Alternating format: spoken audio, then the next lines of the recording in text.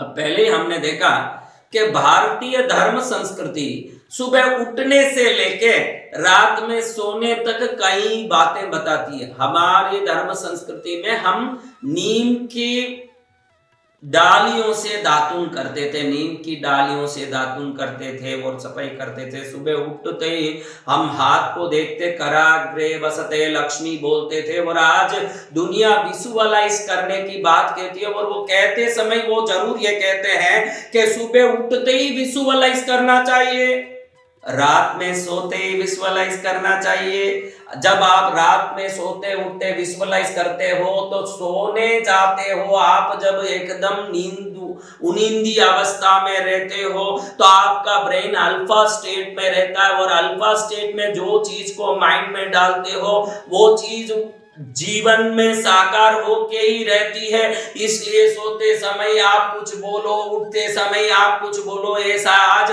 हर देश का जो पर्सनालिटी डेवलपमेंट सिखाता है वो व्यक्ति सबको सुनाता है। और हम ये सब कुछ सुनाए मगर भी भारत में सुबह उठते ही कराग्रे वसते लक्ष्मी बोलते हैं। और हम सुबह उठते ही पैर नीचे रखते समय, जैसे ही पैर नीचे रखते हैं, पहला पैर पलंग से या गादी में सोए, चटाई में सोए, एक फटी चटाई में भी सोया है। हमारी भारतीय संस्कृति कहती है कि जब तू पैर उठ के पहले नीचे रखता है तो तू बोल के समुद्र वसने देवी पर्वत स्तन मंडले विष्णु पत्नी नमस्तुभ्यम पाद स्पर्शम समश्व में। किसी को माइंड में नहीं घुसता इस सब में क्या पड़ा है महाराज, ये क्यों करना है महाराज।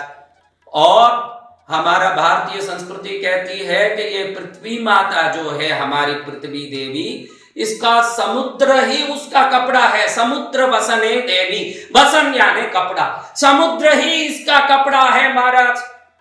पर्वत स्तन मंडले, जहां जहां पर्वत है ये इसके तन है महाराज। ये देवी पृथ्वी देवी के ये पर्वत स्तन है महाराज।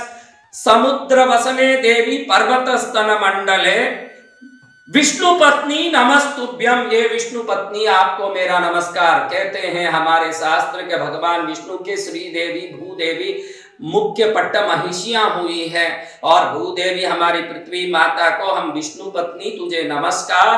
पाद स्पर्शम समश्व में, मैं सुबह उठ के अब तेरे ऊपर पैर रखने जा रहा हूं, मेरा पैर का स्पर्श तुझ पर हो रहा है मां, मुझे क्षमा कर।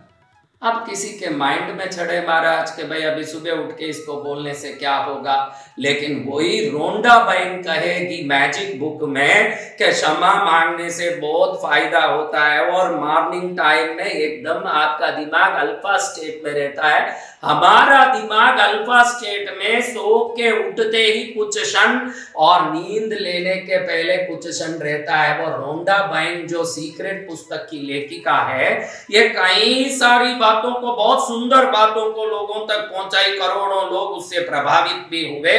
और उसमें वो मैजिक नाम के पुस्तक में लिखी है कि आपका सुबह क्षमा मांगने से शुरू हो, आपका रात क्षमा मांगने से पूरा हो, और जब भी आप क्षमा मांगते हैं तो आपकी कोई ना कोई ग्रंथि खत्म होती है, कोई गांठ खत्म होता है। आपके मन में अवरोध पैदा करने वाला, आपके सफलता में अवरोध पैदा करने वाला, आपके जीवन की उन्नति में अवरोध पैदा करने वाला कोई ना कोई चीज अपने आप गायब होता है। इसलिए क्षमा मांगिए, और करोड़ों लोग उसके बाद मेरी गलतियों को क्षमा करो, मेरे दुखों को क्षमा करो, मेरे पापों को क्षमा करो, ऐसे करने लगे। और जर्मनी में एक वैज्ञानिक ने होपोनोपोनो टेक्निक शुरू किया है, जिसमें 4 ही लाइन है, जिससे बड़े बड़े जेल के अपराधियों के मानसिक वेदनाओं को उसने ठीक किया। जिसमें होपोनोपोनो टेक्निक में 4 ही बात कही जाती है, I am sorry, please forgive me, thank you, I love you. ये 4 बात ही उसमें कही जाती है। ये होपोनोपोनो टेक्निक है,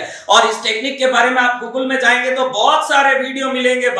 विदेशों में ऐसे पागल भरे हुए हैं, 8-8 घंटे तक रात में नींद नहीं आने से 40 गोली 30 गोली नींद के पिल्स, वॉल्यूम के जितने भी वॉल्यूम 2 जैसी गोलियां आती हैं, 10-10 5-5 निकलते हैं, जिसको हम 1-2 निकल ले तो कहीं मौत आ जाए, ऐसे भयंकर नींद लाने वाली गोली गोली ज्यादा लेने से मौत तक आ जाए, ऐसी गोली 10-10 20-20 खा के भी महाराज मौत आना तो दूर, नींद भी नहीं आती है, क्योंकि इतने पाप किए हुए हैं। बाप को कहीं पटक दिया, माँ को कभी पूछा नहीं, बहनों का तिरस्कार किया, अपने मतलब से ज्यादा कुछ नहीं सोचा, 8 पत्नियां बदला चुके हैं। ऐसे पाश्चात्य जगत की संस्कृति ने होपोनोपोनो टेक्निक को 8 घंटे सुनवाया। भाई अभी तो इतना पाप किया, नींद की गोली से भी महाराज तेरा नींद नहीं आएगा, अब 8 घंटे सुनो। अब आप देखना YouTube में जाके होपोनोपोनो टेक्निक को, आप उसमें देखेंगे 8-8 घंटा कंटिन्यू वही चले, तो ऐसे वीडियो भी हैं 8 घंटा 10 घंटा वो चल रहा है। उसमें क्या है भाई, I am sorry, please forgive me, thank you और लव यू, और इसको लाखों करोड़ों लोग बोलते हैं, और जिसने सिखाया उसको धन्यवाद भी बोलते हैं। और हमारा भारतीय संस्कार बिल्कुल सुबह उठते ही समुद्र वसने देवी पर्वत स्तन मंडले विष्णु पत्नी नमस्तुभ्यं पाद स्पर्शम समश्व में, तो वो बोलता है कि सॉरी मांगो, तुम्हारे सब कर्म का अवरोध खत्म हो जाएगा। हमारे संस्कृति प्रथम शुरुआत सुबह में ही उसी से करवाती है। और वो लोग तो अभी रोंडा बहन ने किस किस से क्षमा मांगने बोला महाराज, बहुत सुंदर रूप से किताब लिखा और बहुत सुंदर बोला कि आपने जिससे कोई दोष किया, गलती की, उनसे क्षमा मांगो, आप जिससे कोई अपराध किया उनसे क्षमा मांगो। हमारी भारतीय संस्कृति ऐसे एकदम क्लोजअप से लॉन्ग एंगल में नहीं जाता है, एकदम बृहद एंगल से क्लोजअप में आता है। हम तो सुबह उठते ही पूरी पृथ्वी की जननी पृथ्वी माता से ही क्षमा मांग लेते हैं, उसके बाद दुनिया को क्षमा मांगने का शुरू हो रहता है महाराज। जी हाँ, पृथ्वी को ही क्षमा मांग लिया तो इनडायरेक्टली पृथ्वी में रहे हुए 84 लाख जीव योनियों को एक क्षण में याद कर लिया। ये ताकत को भारतीय संस्कृति देती है और ये ताकत को भारतीय धर्म देता है। और आज दुनिया मैजिक पुस्तक पढ़ के क्षमा मांगने को फैशन मानता है कि भाई रोंडा बहन ने बोला है तो क्षमा मांगना चाहिए, क्योंकि ज्ञानी विज्ञानी है, बोल रही है तो क्षमा मांगना चाहिए। मैं आपको बता दूं कि बाहर से शोध करके आज जितनी टेक्निक बताते हैं ना लोग, उनकी जितनी आप वैल्यू करते हैं भारत में जन्म लेके, थोड़ा वैल्यू उनका भी करो जिन्होंने बाहर का तो देखा ही है, लेकिन अपनी अंतर चक्षु को जगा करके अंतर से वो साधना की जिससे पृथ्वी में रहे हुए जीवों के कर्मों के कारण वो कैसे सफल असफल होते हैं, इसको अपने अंतर चक्षु की ऊर्जा से समझ के हमको जीवन शैली दिया और क्रिया दी। उन पुराण महर्षि पुरुषों को नमन करो और धन्यवाद कहो जिन्होंने कभी वैज्ञानिक भाषा का प्रयोग नहीं किया, जिन्होंने कभी वैज्ञानिक शब्दों का प्रयोग नहीं किया, जिन्होंने कभी शरीर के मेडिकल सिस्टम के बारे में आपको समझाया नहीं, लेकिन सरल शैली से इतना समझा दिया कि सुबह उठते ही तो नीम की लकड़ी से दातन कर। आज हम सेंसोडाइन लगाते हैं महाराज और कहते हैं कि सेंसोडाइन लगाना, क्यों भाई सेंसोडाइन लगा रहा है? अभी देखा कि बैंड कर दिया है उसको किसी सरकारी संस्था ने। क्यों लगाना है महाराज? क्योंकि दांत का परवरिश ढंग से नहीं किया और ढंग से नहीं करने के कारण अब उसमें कीड़े पड़ गए और कहीं जाके पूरा दांत का एनामल बिगड़ गया, इसलिए हम परेशान हो रहे महाराज। सुबह उठते ही जो धर्म समुद्र वसने देवी पर्वत स्तन मंडले विष्णु पत्नी नमस्तुभ्यं पाद स्पर्शम समश्व में, ऐसे कहता है वो धर्म पहले उठते ही कौन सा पैर जमीन पर रखना ये भी कहता है। आज विदेशों में मेडिकल हॉस्पिटल में सिखाया जाता है कि जिस नाड़ी में श्वास चल रहा है, जिस नाक में श्वास चल रहा है, उस जगह से पैर रखने से शरीर संतुलित कैसे रहता है, इसका बड़ा बड़ा प्रैक्टिकल क्लासेस चलने लगा है, इसका बड़ा बड़ा प्रैक्टिकल थियरीज चलने लगे हैं। क्या किस प्रकार हमारा बॉडी प्रैक्टिकली अगर इक्वलाइज होता है, प्रैक्टिकली बैलेंस होता है, तो कभी लकवा आदि सिखाया शिकायत नहीं आ सकती है, वो किस प्रकार हो सकता है, इसको समझाने के लिए आज दुनिया भर के बड़ी बड़ी यूनिवर्सिटियां लगी है। और हमारी दादी ने तो अपने को, बेटा उठना बच्चा क्यों सोया है, सुबह की 10 बजी राजा, उठ जा रहे मेरे लल्लू, ये पैर उठा के रख।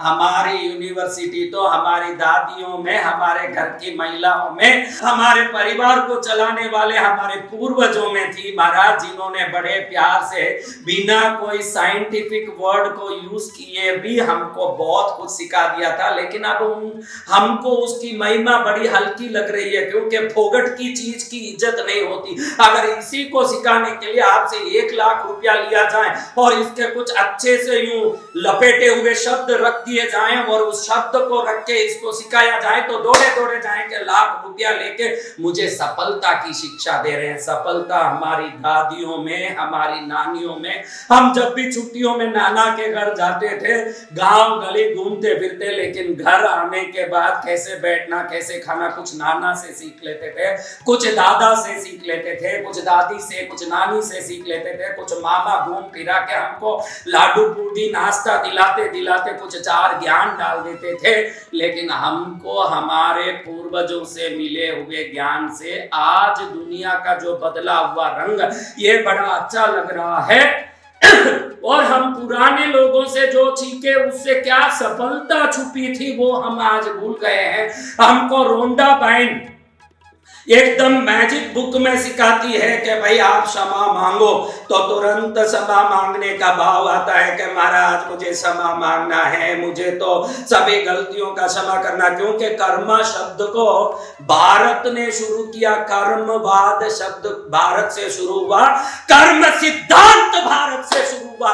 लेकिन महाराज अब कर्म शब्द को दुनिया का हर फिलोसफिस्ट, हर व्यक्ति, वो व्यक्ति जो तत्व को मानता है, कोई ना कोई पुनर्जन्म को मानता है, या इस दुनिया में सफलता को मानता है। आज जितने भी सफलता सिखाने वाले पुस्तक को आप देखिएगा, जिसको सेल्फ हेल्प पुस्तक कहते हैं, जिसको सेल्फ डेवलपमेंट पुस्तक कहते हैं, जिसको पर्सनालिटी डेवलपमेंट पुस्तक कहते हैं, या पर्सनालिटी डेवलप करने वाले प्रवचन कहते हैं, भले वो जर्मनियन हो, एथेंस का आदमी हो, कि कोई फ्रांस का हो, कि अमेरिकन हो या यूनाइटेड किंगडम का आदमी हो, ये हर आदमी कर्मा शब्द को यूज करता है। अब वो बोलता है कि आपके कर्मास के क्लियरेंस के बगैर आपकी गाड़ी को ग्रीन सिग्नल नहीं मिलेगी। और हमारी गाड़ी को ग्रीन सिग्नल हमारे रोजी जीवन से ही पहले मिल जाती थी। अब इस ग्रीन सिग्नल को पाने के लिए हमको बहुत एक्सपर्ट बनना पड़ रहा है, बहुत क्लेवर बनना पड़ रहा है,